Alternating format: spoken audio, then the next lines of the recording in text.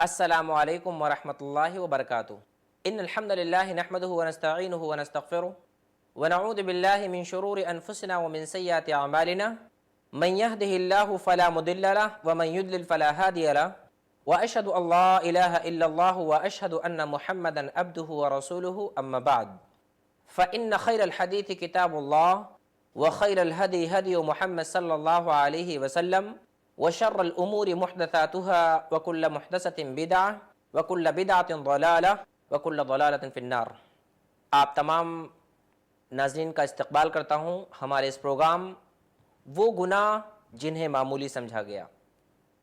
ناظرین، ہم آپ کو بتائیں گے اس پروگرام میں کہ گناہ کہتے کسے ہیں اور وہ کون کون سے گناہ ہیں جسے امت کے اندر لوگوں نے بہت معمولی سمجھ لیا ہے۔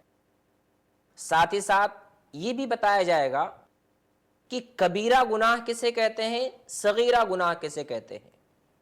یہ بھی بتانے کی کوشش کی جائے گی کہ گناہ ایک بندہ کیوں کرتا ہے۔ اس انسان کو جس کو اللہ رب العزت نے اس کائنات میں پیدا کیا تھا اپنی عبادت کے لیے، وہ بندہ آخر اللہ تبارک و تعالیٰ کی نافرمانی والا کام، ایسے کام اس دنیا میں کیوں انجام دیتا ہے کہ جس میں اللہ تبارک و تعالیٰ کے غضب کا وہ شکار ہوتا ہے۔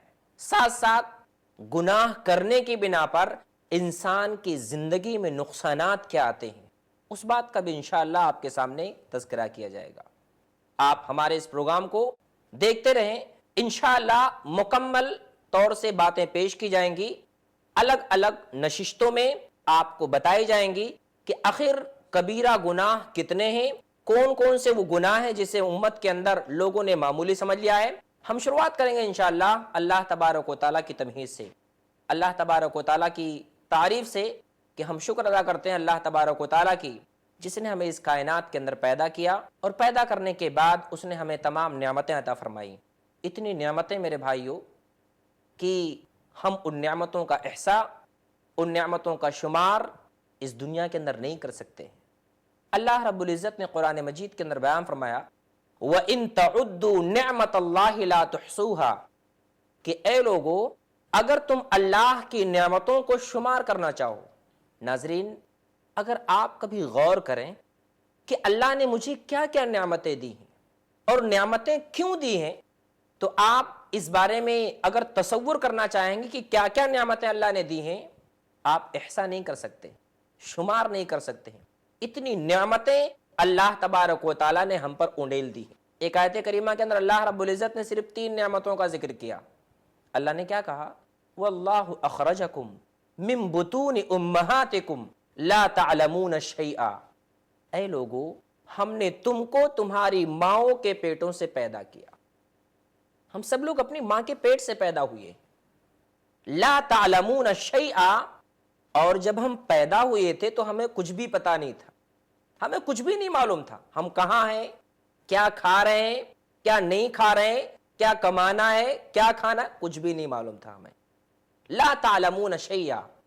اس کے بعد اللہ تبارک و تعالیٰ نے کہا بندے وَجَعَلَ لَكُمُ السَّمْعَ وَالْأَبْصَارَ وَالْأَفْئِدَةَ لَعَلَّكُمْ تَشْكُرُونَ کہ اے بندے میں نے تجھے عطا کیا ہوں کان۔ ناظرین اکرام، آپ میری باتیں سن رہے ہیں، اللہ نے کان جو ہمیں عطا کیا ہے کتنی عظیم نعمت ہے، لیکن اس نعمت کے بارے میں اگر آج کسی سے پوچھا جائے کہ آپ اتنی عظیم نعمت لے کر کے اس دنیا میں رہ رہے ہیں پھر بھی اللہ کی ناشکری کرتے ہیں۔ وَجَعَلَ لَكُمُ السَّمْعَ میں نے تمہیں عطا کیا ہے کان، وَالْأَبْصَارَ ناظرین آپ مجھے دیکھ رہے ہیں، آنکھ، اللہ رب العزت نے آنکھیں دی، وَالْأَفْئِدَةَ ساتھ ساتھ میں اللہ تبارک و تعالیٰ نے ہمیں دل عطا فرمایا ہے۔ کیوں یہ نعمتیں دی؟ نعمتوں کے دینے کا مقصد گناہ کرنا نہیں ہے کہ ایک بندہ کان کے ذریعے سے گانے سنے، کان کے ذریعے سے غیبت سنے، کان کے ذریعے سے دن رات کان میں FM لگا کر کے بیٹھا، نہیں۔ کان اللہ رب العزت نے اس لیے دیا ہے تاکہ ایک بندہ اس کے ذریعے سے اچھی باتیں سنے اور اپنی زندگی کے اندر بدلاؤ پیدا کرے۔ والابصار اللہ نے کہا بندے میں نے تجھے آنکھ عطا کیا ہے، دن رات بیٹھ کر کے گندی چیزیں دیکھنے کے لیے، اجنبی عورتوں کو دیکھنے کے لیے نہیں۔ والابصار اللہ کی اتنی ساری جو نشانیاں ہیں ان نشانیوں کو دیکھ کر کے، زمین، آسمان، سورج، چاند، ہوا، پانی، یہ تمام چیزیں بندہ دیکھ کر کے، اللہ کی نشانیوں کو دیکھ کر کے ایمان لائے۔ ابصار والافئدہ، بندے تجھے میں نے دل دیا ہے تاکہ تو کان سے سننے کے بعد اس کے بارے میں غور کر، اس کے بارے میں سن، اور سننے، کیونکہ ایک انسان جب سنے گا ہی نہیں تو مانے گا کہاں سے؟ کئی سارے لوگوں کے اندر سننے کا مادہ نہیں پایا جاتا ہے، وہ کیا کہتے ہیں، ہم آپ کی بات سنیں گے ہی نہیں۔ جب تک وہ سنتے نہیں ہیں ان کی زندگی میں اصلاح بھی نہیں آتی۔ آخر میں اللہ رب العزت نے کہا، بندے یہ تینوں نعمتیں میں نے تجھے اسی لیے دیا ہے لعلکم تشکرون، شاید کہ تو اللہ کا شکر گزار بندہ بن جائے۔ آپ خود سوچیں ناظرین کہ آپ سب کے پاس یہ نعمتیں ہیں، ہم سب لوگوں کے پاس یہ نعمتیں، ہماری یہ نعمت کا استعمال کہاں ہو رہا ہے؟ اللہ کی فرما برداری میں یا اللہ کی نافرمانی میں؟ اللہ کی شکر گزاری میں یا اللہ تبارک و تعالیٰ کی ناشکری میں؟ اگر اللہ کی فرما برداری میں ہم استعمال کر رہے ہیں تب تو ٹھیک ہے، اگر ہم اللہ کی ناشکری میں استعمال کر رہے ہیں، آپ یاد رکھیں گناہ کا کام کر رہے ہیں۔ وہی بات میں آپ کو بتانا چاہتا ہوں کہ بندے کے پاس اللہ نے نعمتیں دی ہیں، ہزاروں کروڑوں روپے کی نعمتیں لے کر گھوم رہا ہے، لیکن ان نعمتوں کا استعمال اللہ کی شکر گزاری میں نہیں کرتا ہے، اللہ کی نافرمانی میں کرتا ہے، گناہ کے کاموں میں کرتا ہے۔ اور جب زمین پر اس طرح کے لوگ پیدا ہو جاتے ہیں، اس طرح کے لوگ اس زمین پر پائے جاتے ہیں کہ ان کی زندگی گناہوں میں لت پت ہوتی ہے، تو اللہ رب العزت نے ایسے لوگوں کے بارے میں بیان فرمایا، ظہر الفساد فی البر والبحر، کہ زمین میں، خشکی میں اور تری میں فساد برپا ہو گیا، ہر طرف فتنہ و فساد برپا ہو گیا۔ کیوں؟ کس وجہ سے؟ کیونکہ لوگوں نے اللہ کی ناشکری کی، لوگوں نے اللہ کی نافرمانی کی، بما کسبت اید الناس، اپنے ہاتھوں کی کمائی کی بنا پر، اپنے برے اعمال کی بنا پر، اپنے گندگیوں کی بنا پر، اپنے گھٹیا اعمال کی بنا پر زمین کے اندر فتنہ و فساد برپا ہو گیا۔ کہیں پر زلزلے آ رہے ہیں، کہیں پر زمین دھس رہی ہے، کہیں پر معاملہ کیا ہو رہا ہے، آگ لگ رہی ہے، پوری کی پوری بستی برباد ہو رہی ہے، کہیں پر سیلاب۔ کیوں؟ بما کسبت اید الناس، لوگوں کے برے کرتوت کی بنا پر، برے اعمال کی بنا پر، گناہوں کی بنا پر، غلطیوں کی بنا پر معاملہ یہ ہو گیا ہے کہ جو نعمتیں اللہ نے اسے اس کائنات میں عطا فرمائی تھیں، ان نعمتوں کا استعمال وہ غلطیوں میں کر رہا ہے۔ آج امت کی حالت یہ ہو چکی ہے کہ آپ دنیا کے اندر زیادہ تر لوگوں کو آپ پائیں گے کہ گناہوں کے اندر وہ ملوث ہیں۔ جب گناہوں سے منع کیا جاتا ہے، انہیں گناہ سے رکنے کی انہیں دعوت دی جاتی ہے، برا مانتے ہیں، ایسے لوگوں کو اپنا ساتھی بنانا بند کر دیتے ہیں، ایسے لوگوں کو اپنا دوست بنانا بند کر دیتے ہیں جو انہیں گناہوں سے منع کرتے ہیں۔ واللہ آج ان لوگوں کو سمجھ میں نہیں آ رہا ہے۔ آج جب ہم ان کو گناہوں سے روکتے ہیں، اور ناظرین کرام یہ پروگرام شروع بھی اس لیے کیا گیا ہے تاکہ ہمارے امت کے اندر ایسے ایسے گناہ جسے لوگوں نے بہت معمولی سمجھ لیا ہے کہ لوگوں کے اندر ہو سکتا ہے ہمارے اندر وہ برائی ہو اور ہمیں معلوم ہی نہ ہو۔ ہم میں سے ہمارے گھر کے اندر، ہماری بیوی کے اندر، ہمارے بچوں کے اندر، ہمارے بھائی کے اندر، ہمارے ابا کے اندر، ہماری امی کے اندر وہ برائیاں ہوں، لیکن ہم یوں ہی ہاتھ پر ہاتھ دھرے بیٹھے ہوں، یہ سوچ رہے ہوں کہ ہم تو بہت اچھے آدمی ہیں، ہم تو مسلمان گھرانے میں پیدا ہوئے ہیں، ہم کہاں گناہ کر سکتے ہیں۔ اللہ غفور رحیم ہماری غلطیوں کو معاف کر دے گا۔ ایک ایک گناہ میں آپ کے سامنے انشاءاللہ ذکر کروں گا، آپ ان گناہوں کے بارے میں سنیں اور سننے کے بعد اپنی زندگی کا جائزہ لیں کہ یہ گناہ جو امت کے اندر پائے جاتے ہیں کہیں ہمارے گھر میں تو نہیں ہے۔ کیوں؟ اللہ رب العزت نے قرآن مجید کے اندر ہم تمام ذمہ داروں کو اللہ نے اس بات کا حکم دیا ہے، یا ایھا الذین آمنوا قوا انفسکم واہلیکم نارا، اے ایمان والو، اے مومنو، اے وہ لوگوں جن کا دعویٰ ہے کہ میں ایمان والا ہوں، قوا انفسکم، اپنے آپ کو بچاؤ، اپنے آپ کو بچاؤ۔ مطلب گناہ سے سب سے پہلے بندہ اپنے آپ کو بچائے۔ خود گندے کام کرتا ہو، خود جھوٹ بولتا ہو، خود سگریٹ پیتا ہو، خود شراب پیتا ہو، خود گھٹیا زناکاری کرتا ہو اور دوسروں کو اس سے منع کرے، سب سے پہلے اپنے اندر سدھار پیدا کرے۔ قوا انفسکم واہلیکم نارا، کس سے بچاؤ؟ آگ سے بچاؤ۔ یعنی انسان اگر اپنے آپ کو آگ سے نہیں بچائے گا، یاد رکھے اس کا انجام بہت برا ہونے والا ہے۔ اس کا انجام اتنا برا ہوگا کہ قیامت کے دن اس کو یہ بات سمجھ میں آ جائے گی۔ آج عالم صاحب اسے بار بار بتاتے ہیں، بار بار سمجھاتے ہیں، بار بار تقریریں سنتا رہتا ہے، کتابیں بھی پڑھتا ہے، قرآن کی آیتیں بھی سنتا ہے، سب کچھ سنتا ہے، اس کو احساس نہیں ہوتا ہے۔ کیوں احساس نہیں ہوتا ہے؟ کیونکہ آج جہنم نہیں دکھ رہی ہے، جنت اس کے سامنے نہیں ہے، جنت اس کے سامنے موجود نہیں۔ اس کی وجہ سے اس کو اس معاملے میں تھوڑا کیا کرتا ہے، وہ ڈیلے کرتا ہے، تب بعد میں متقی بن جاؤں گا، بعد میں میرے پاس پیسے آ جائیں گے، میں گناہوں سے بچوں گا، بنگلہ بن جائے گا، دن رات مسجد میں بیٹھا رہوں گا، بنگلہ بننے کے بعد پیسہ آنے کے بعد دن رات میں خیرات کروں گا۔ ایسا نہیں ہوتا ہے۔ آدمی عبادت کو ٹالے گا، بعد میں نقصان میں پھنسے گا۔ ناظرین، کیا کیا نقصانات ہیں، کیا کیا اسباب ہیں؟ وقت ہوا ایک چھوٹے سے وقفے کا، وقفے کے بعد انشاءاللہ آپ کو وہ باتیں بتائی جائیں گی۔ السلام علیکم ورحمۃ اللہ وبرکاتہ۔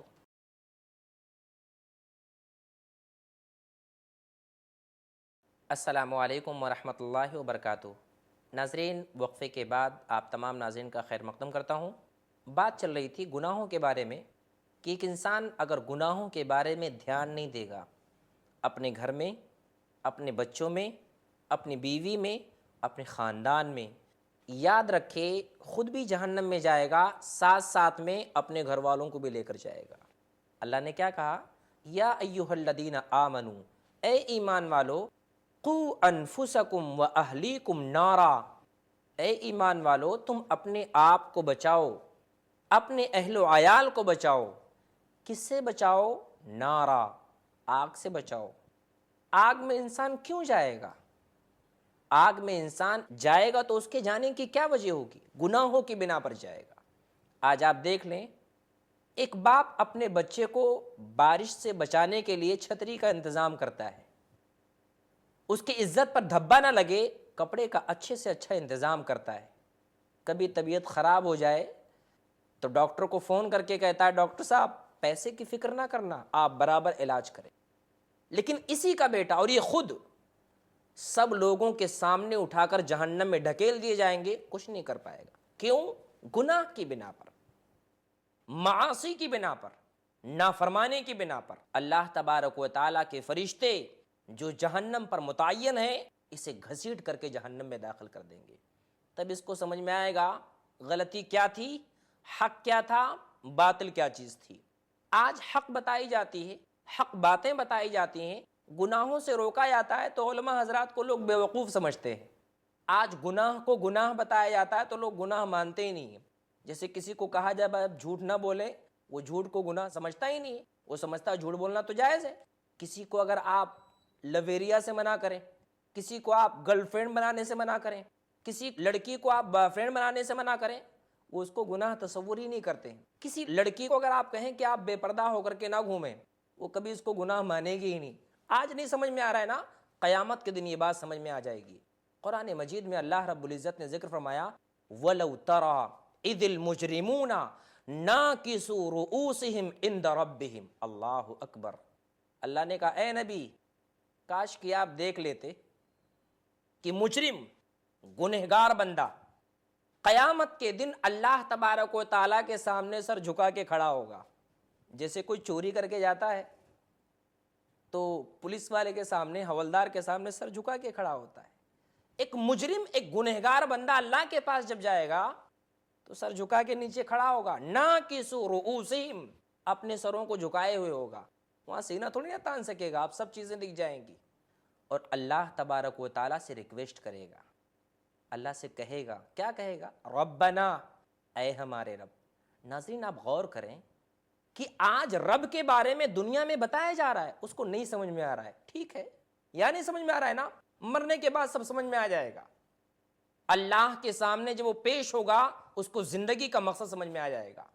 آج زندگی کا مقصد بتایا جاتا ہے تو اس کو سمجھ میں، وہ سمجھتا ہے کہ یہ مولوی لوگ بالکل ماڈرن تہذیب سے ہٹا کر کے کچھ اور بتا رہے ہیں۔ آج نہیں سمجھ میں آ رہا ہے۔ تب اللہ سے کیا کہے گا؟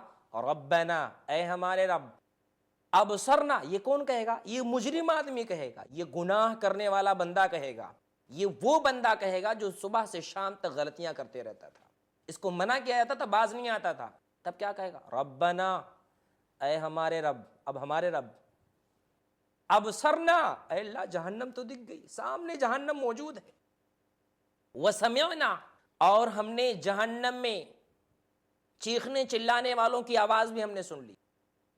تو اللہ تجھ سے صرف ایک ریکویسٹ ہے، صرف ایک ریکویسٹ تجھ سے کرتے، نہ تجھ سے ہم جنت مانگتے، نہ تجھ سے عذاب کی دوری کے بارے میں سوال کرتے، ایک ریکویسٹ صرف تجھ سے یہ ہے کہ کیا کر دے اللہ، ایک بار لوٹا دے، بس اب کچھ نہیں مانگیں گے، اب نہ کبھی زناکاری کریں گے، نہ کبھی گرل فرینڈ بنائیں گے، لڑکیاں کہیں گے نہ کبھی بوائے فرینڈ بنائیں گے، اور کیا کہیں، اب بے پردہ نہیں گھومیں گی، اب ہمیشہ حجاب میں رہیں گی، وہاں سدھر جائے گا۔ کیوں سدھرنے کی خاص وجہ یہ ہوگی کہ جہنم سامنے، اب یقین ہو گیا، دیکھنے کے بعد ہر کوئی مانتا ہے۔ نوجوان لڑکے کو اگر باپ کہے کہ بیٹا فاسٹ موٹر سائیکل مت چلا، اس کو یقین نہیں آتا ہے کہ ہاں نقصان بھی ہوتا ہے، لیکن وہی نوجوان جب کسی ہائی وے پر یا کسی سڑک پر کوئی حادثہ دیکھ لیتا ہے، خود بخود سلو ہو جاتا ہے، دیکھ لیا نگاہوں سے نا، آج نگاہوں سے دیکھ نہیں رہا ہے، قبر کے عذاب کا انکار کر رہا ہے، اللہ کا انکار کر رہا ہے، جنت کا انکار کر رہا ہے، جہنم کا انکار کر رہا ہے، لیکن جب سب چیزیں سامنے آ جائیں گی تو اللہ رب العزت سے جہنم سے پناہ نہیں مانگے گا، بلکہ اللہ سے کیا کہے گا؟ اللہ سے زندگی کی بھیک مانگے گا۔ میرے بھائی ناظرین، کیا اللہ تبارک و تعالیٰ سے زندگی کی بھیک مانگے گا ایک وہ انسان جو دنیا سے گناہ کر کے گیا ہوگا اللہ کے پاس؟ جیسے بچہ جب فیل ہوتا ہے، آپ جانتے ہیں مثال، بچہ جب فیل ہوتا ہے تو اپنے والدین سے کیا کہتا ہے؟ ابا صرف ایک بار 10th میں اور پڑھ لینے دو، اب پاس ہو کے بتاؤں گا۔ ایسے کچھ بے وقوف لوگ آئیں گے اللہ کے پاس، کہیں گے اللہ آپ بالکل سدھر کے بتائیں گے، اب کبھی غلطی نہیں کریں گے، وہ جو بیٹھ کر کے کونے میں ہم چلم پیا کرتے تھے اب نہیں پیئیں گے۔ بہت زیادہ جدائی کے عالم میں یہ ہوتا تھا، بہت ٹینشن ہوتا تھا، سگریٹ پیتے تھے، اب کچھ نہیں پیئیں گے، اب صرف اور صرف تیری باتیں ہم سنیں گے۔ اللہ تبارک و تعالیٰ ایسے مجرموں کو، ایسے گنہگاروں کو، ایسے نافرمان بندوں کو اللہ تبارک و تعالیٰ کیا کہے گا؟ تو جھوٹا آدمی ہے، تو جھوٹ بولتا ہے، تو مکار آدمی ہے، کلا انہا کلمۃ ہوا قائلھا، یہ تو بار بار کہتا ہے۔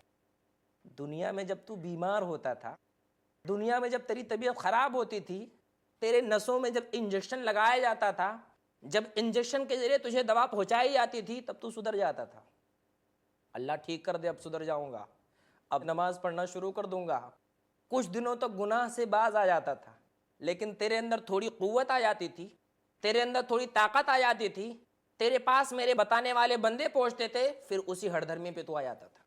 تیرے گھر میں کسی کا انتقال ہو جاتا تھا، 2-3 مہینے تک تیری ٹی وی بھی بند ہو جاتی تھی، اور تیری گرل فرینڈ بھی آنا جانا بند کر دیتی تھی۔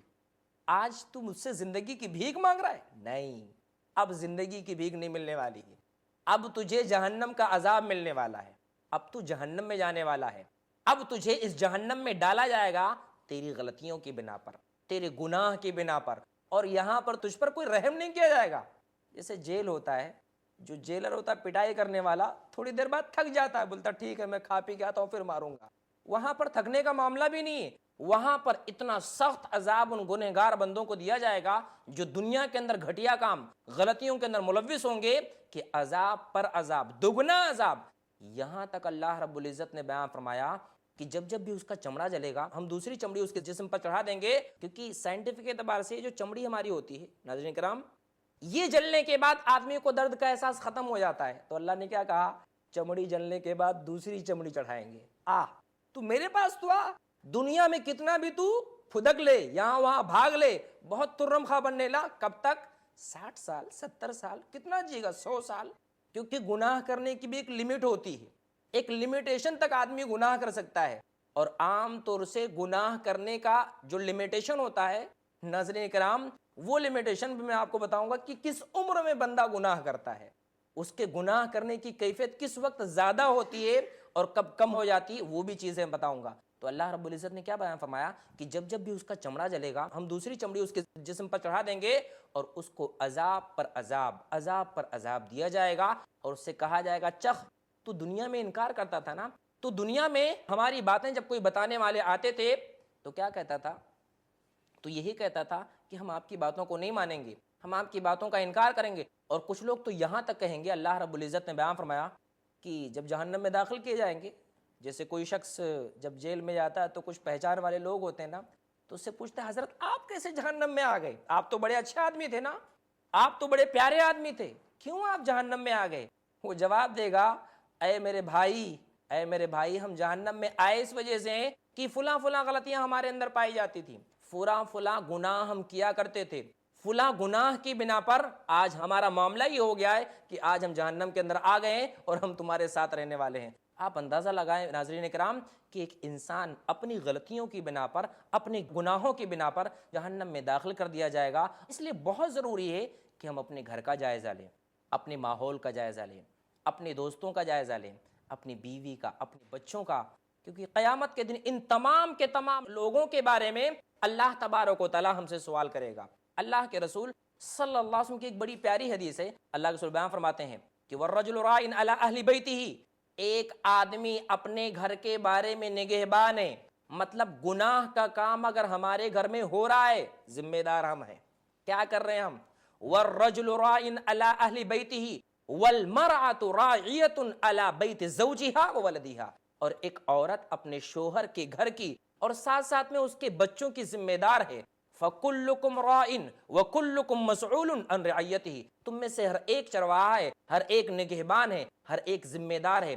اس کی ذمہ داری کے بارے میں قیامت کے دن اس سے سوال کیا جائے گا. اس سے پوچھا جائے گا کہ آپ کو اللہ تبارک و تعالی نے جو ذمہ داری دی تھی، آپ نے اس ذمہ داری کو کتنا نبھایا، آپ نے اس ذمہ داری کو کہاں تک نبھایا. آپ یاد رکھیں، اگر گناہوں کے اندر ہمارے گھر والے ملوث ہیں، ہمارے خاندان والے یا ہمارے پڑوس کے لوگ یا ہمارا بھائی، ہمارے دوست، یاد رکھیں قیامت کے دن جتنے لوگ ہمارے ماتحتی میں ہیں ان کے بارے میں ہم سے سوال کیا جائے گا. ناظرین، اور بھی باتیں انشاءاللہ اگلی نشست میں ہم آپ کو بتائیں گے کہ اس گناہ کے نقصانات کیا ہیں. پھر اس کے بعد انشاءاللہ آپ کو بتائیں گے اس کے اسباب کیا ہیں. پھر اس کے بعد علاج کیسے کیا جائے. کسی بندے کے اندر اگر غلطی ہے تو وہ اپنی غلطیوں کا علاج کیسے کرے. انشاءاللہ اگلی نشستوں میں ناظرین کرام آپ تمام ناظرین نے دیکھتے رہیں ہمارا یہ پروگرام وہ گناہ جنہیں معمولی سمجھا گیا ہے.